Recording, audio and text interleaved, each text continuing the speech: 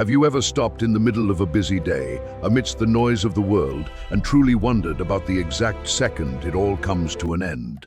Have you ever thought about that precise, terrifying, and inevitable moment when you will close your eyes for the absolute last time, knowing with bone-chilling certainty that they will never open again to the sights of this world? Imagine the scene. You are lying there, perhaps in a pristine hospital room, surrounded by advanced machines, or perhaps in the quiet comfort of your own bedroom. You can hear the panicked, tearful voices of your loved ones echoing around you. You can see their desperate faces leaning in close, but a heavy, invisible curtain is already falling between you and them. You want to reach out to comfort them, to ask for one more day, one more hour, just one more chance to fall into prostration. But your tongue is suddenly paralyzed. It feels like a stone in your mouth. Your eyes become fixed, staring at a point no one else in the room can see. Your heart, the drum that has beaten tirelessly inside your chest since before you were even born, gives one final exhaustive flutter and then stops. Silence. The monitors flatline. A profound, unnatural coldness begins to creep up from the tips of your toes, slowly and mercilessly, wrapping itself around your legs, moving up through your stomach and gripping your chest. This is no ordinary cold. It is the undeniable signature of departure. It is the realization that the reality you ignored for so long has finally arrived. Welcome to Divine Sagas, where we peel back the illusions of this temporary life to reveal the profound, unseen truths of our existence. Today, we are going on a journey that every single human being must take, a journey into the mysterious, awe-inspiring, and terrifying realm of the grave. As that chilling cold reaches your throat, the physical pain of death truly begins. The prophets of the past described this pain as something so immense that if a living person were to feel even a fraction of it, they would shatter. It is the feeling of a soul being pulled and dragged from the vessel it has inhabited for decades. Every single cell in your body screams in a silent, agonizing protest as the ties to the physical world are violently severed. For those who lived their lives completely absorbed in the illusions of the world, chasing wealth, status, and fleeting desires while ignoring the commands of their creator, this extraction is unimaginably brutal. The angels of death descend with faces devoid of any mercy, tearing the soul from the body like a thorny branch, being ripped through wet, tangled wool, shredding the veins and nerves in the process. Yet, in this moment of ultimate agony, an unseen enemy makes one final desperate play for your eternity. Shaitan, the sworn enemy who has stalked you since your first breath, appears beside your deathbed. You are experiencing a thirst so intense, so consuming, that it feels as if you have swallowed hot sand. The devil stands there holding a glass of cool, refreshing water, and with a deceptive whisper, he offers it to you in exchange for one simple thing: your faith. He will try to confuse your fading mind, perhaps even taking the form of your deceased parents, begging you to abandon Islam in your final vulnerable moments. Only those who nurtured their faith, who anchored their hearts to Allah during their healthy days, will have the strength to reject this ultimate deception. The Prophet Muhammad warned us that you will die exactly as you lived. If you lived with doubt, hypocrisy, and negligence, you will easily fall prey to this final illusion. But if your heart beat with the declaration of faith, that light will protect you, and the whispers of the devil will bounce off you like harmless echoes. For the righteous believer, the departure is a completely different story. The angel of death approaches with a face radiating light, accompanied by heavenly beings bringing the fragrance of paradise. They speak with words softer than silk, saying, "O pure soul, come out to the mercy and pleasure of your Lord." And the soul flows from the body as effortlessly and smoothly as a single drop of water slipping from the spout of a jug. They wrap this pure soul in heavenly garments, perfumed with scents that do not exist on this earth. But for the wicked soul, the angels cast it into a rough, dark sack that emanates a stench more foul than rotting flesh. The journey upward begins.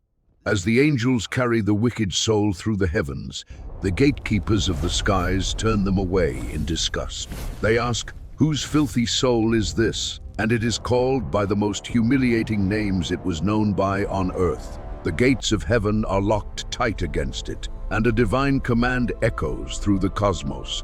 Write his record in the lowest depths of the earth, in Sijin. The soul is then hurled down from the sky with terrifying force, falling endlessly until it crashes back toward the earth. But the soul of the believer ascends with honor. Every group of angels they pass marvels at the beautiful fragrance, calling the soul by its most beloved names. The gates of the heavens swing open in joyous welcome, layer after layer, until they reach the seventh heaven. There Allah commands, "Write the record of my servant in Ilion, the highest ranks of the righteous, and return him to the earth. For from it I created them, to it I will return them, and from it I will resurrect them." Down on earth, while this cosmic journey unfolds, the physical body remains entirely motionless. To the doctors, the family, and the funeral directors, you are simply a lifeless corpse. But the soul is acutely aware of everything happening around its former home. As your body is placed on the cold marble slab to be washed for the funeral, your soul hovers nearby, watching in profound silence. You see the people who loved you crying. You see others who only came out of social obligation, checking their watches, eager to return to their worldly lives. You feel every drop of water poured over your skin, every gentle touch of the one washing you. It is a state of hyper-awareness, a mysterious connection between the soul and the body that the living cannot possibly comprehend. You watch as they open your wardrobe, the wardrobe filled with expensive suits, designer dresses, and outfits you spent hours agonizing over, and ignore all of it. Instead, they wrap you in a plain, seamless white cloth, the ultimate equalizer. You, who once demanded the finest things in life, who stressed over brands and appearances, are now wrapped in the cheapest, simplest garment a human being can wear. Then they carry you on their shoulders. You hear the rhythmic shuffling of their feet as they walk toward the graveyard. The scent of freshly dug soil fills the air, a harsh, earthy reality replacing the perfumes of your life. They reach the edge of the hole. It is narrow, dark, and cold.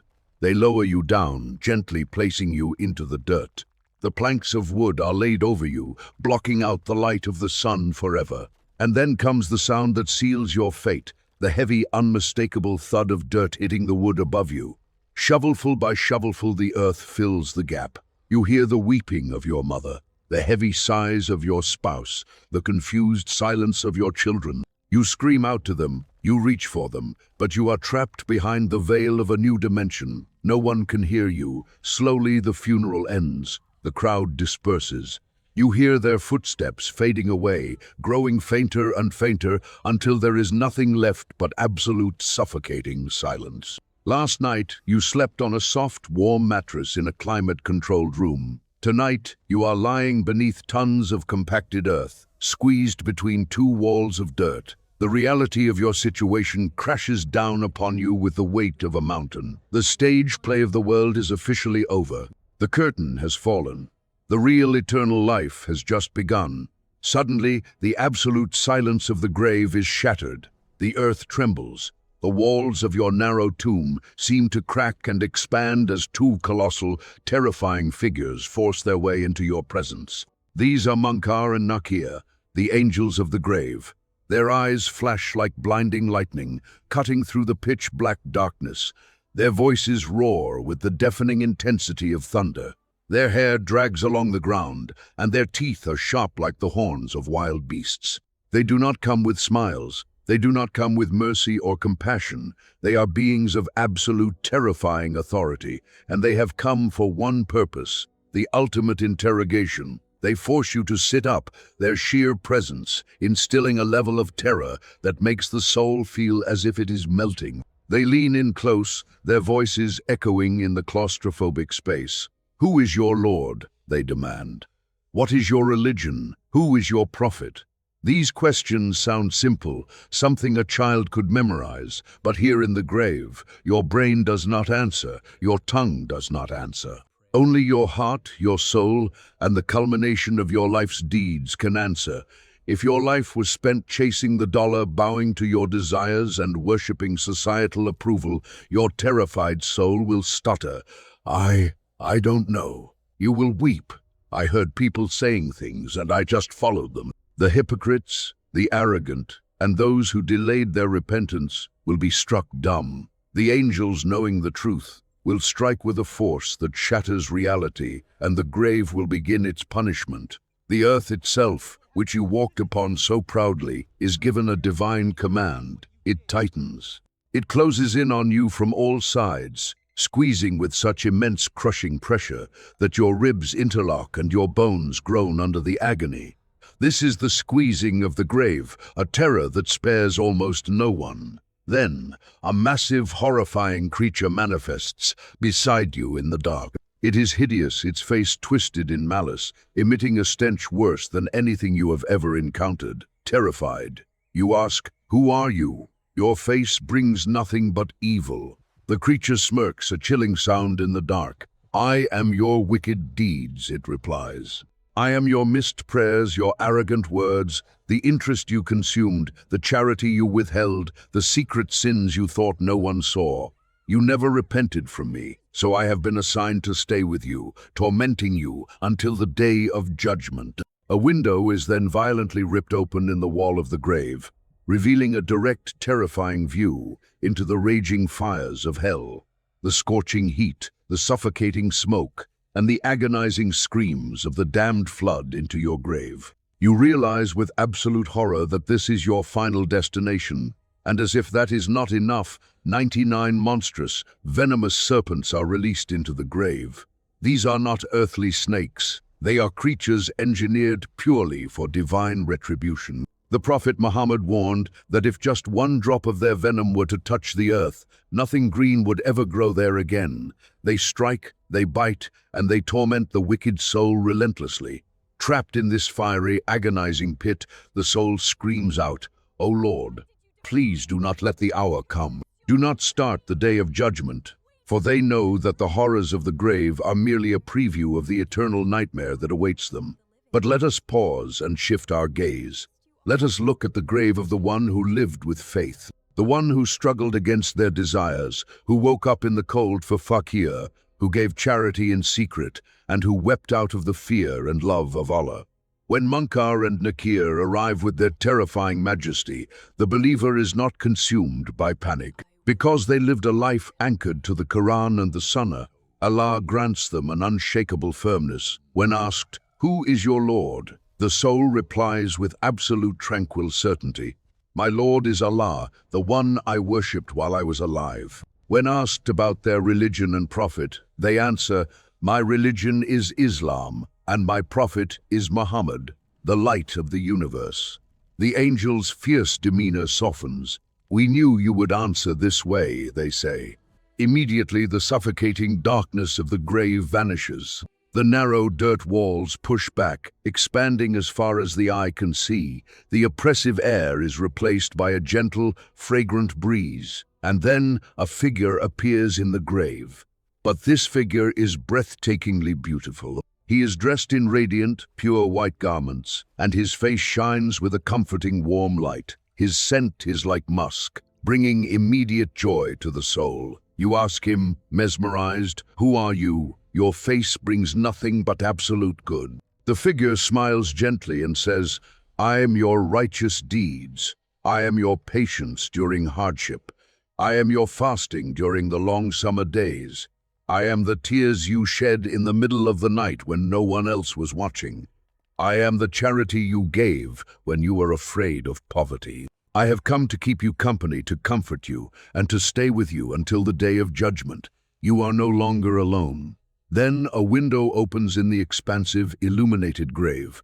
But this window does not look into fire. It opens to a breathtaking view of paradise. You see the lush, eternal gardens, the rivers of milk and honey, the palaces built of light, and the incredible rewards waiting for you. The gentle, cool breeze of Jannah flows into the grave, filling your soul with a peace you have never known. A bed from paradise is prepared for you, and a divine voice calls out, "Sleep the sleep of a bride, whom no one wakes except the one dearest to her." Overwhelmed with joy and eager to enter that eternal home, the believer looks at the window of paradise and cries out, "O Lord, bring forth the hour. Start the day of judgment so I may return to my family and my true wealth." This is the reality of Barzakh. It is a waiting room, a dimension that separates this world from the eternal hereafter. For the wicked, it is a dark, agonizing prison cell. But for the righteous, it is a serene, beautiful garden, a place of rest before the ultimate triumph. What is truly astonishing about the realm of Barzakh is the profound, unbreakable connection it maintains with the world of the living. Death does not destroy love, it merely shifts its location. When you miss someone who has passed away, when your heart aches for your mother, your father, or your dear friend, know that they are not lost to the void. They are merely one station ahead of you on a journey you will soon take. The souls of the believers in Barzakh meet one another. They gather, they recognize each other, and they ask about the living. When a new soul arrives in that realm, the others flock to it, eager for news. "How is my son?" they ask. "Did my daughter marry? How is the family doing?" They rejoice when they hear that their loved ones are staying on the straight path, and they feel sorrow when they hear of their sins. Your loved ones are waiting for you, and they can feel your presence in ways you cannot comprehend. When you raise your hands in the middle of the night and make sincere dua for a deceased parent or friend, that prayer does not just disappear into the air, it is transformed into a literal gift. The angels carry your prayer on trays of light and present it to the soul in the grave. The soul asks, "Where did this beautiful light and comfort come from?" And the angels reply, "This is a gift from your son, your daughter, your friend who is still on earth, praying for you." Imagine the joy, the immense relief and pride that fills their spiritual heart at that moment. Your ongoing charity, the knowledge you spread, the Quran you recite with pure intentions for them, all of it pierces through the heavy dirt of the graveyard and lights up their tomb like a blazing sun. This is why the Prophet Muhammad taught us never to forget the dead. The grave is a lonely place, and the deceased are like drowning people desperately waiting for a lifeline. Your prayers are that lifeline. When you visit their graves, they hear your footsteps, they hear your greeting of peace. Though a veil of dimensions separates your eyes from their reality, the bond of faith and love bridges the gap completely. But this powerful truth also carries a heavy, urgent warning for you, the one who is still breathing, still listening, still holding the device in your hands. You are currently living in the only time that matters. Right now, you hold the pen that is writing the script of your eternity. Look at your life today. Look at what you are chasing. You are stressing over bank balances, fighting over inheritances, holding on to bitter grudges, and delaying your prayers because you are too busy. But one day, very soon, you will be the one placed in that dirt. The people you are trying so hard to impress will walk away from your grave to go eat dinner. The wealth you compromised your morals for will be spent by others who might not even pray for you. What will you take into that dark hole? Will you take your ego, your pride, your social media followers? None of it will fit in the grave. The only currency accepted in the realm of Barzakh is faith, pure intentions, and righteous deeds. Do not wait until you are staring into the terrifying eyes of Munkar and Nakir to realize that the world was just an illusion. Do not wait until your grave is engulfed in smoke to wish you had just woken up for Fajr. Fix your heart now. Forgive those who wronged you. Fall into prostration and beg Allah for mercy while your tears can still wash away your sins. Tomorrow is not guaranteed. Your final breath could be the very next one you take. As we reach the end of this profound journey, we must ask ourselves, what state will we be in when the curtain falls? We ask Allah, the most merciful, the most forgiving, to make our graves gardens of paradise. We ask Him to protect us from the crushing squeeze of the earth, from the terrifying interrogation, and from the fires of hell. O Allah, grant peace and light to our loved ones who have gone before us, and make us among those whose faces shine with joy when the angels of death arrive. May our final words be the testimony of faith, and may our reunion in the hereafter be one of eternal bliss. Thank you for joining us on this emotional awakening. Here at Divine Sagas, our mission is to revive dead hearts, to strip away the distractions of the modern world, and to reconnect you with the timeless, beautiful, and urgent truths of our faith. We create these stories not just to entertain, but to ignite a fire in your soul that changes how you live your life. If this message touched your heart, do not let it stop with you. Subscribe to the channel, share this video with someone you love, and leave a comment below with a prayer for those who have passed away. By sharing this, you might be the reason someone returns to their prayer mat, and that good deed will follow you right into your own grave. Until next time, keep your heart tethered to the eternal, and remember, the true saga of your life does not end with death. It is only just beginning. Stay blessed, and welcome always to Divine Sagas.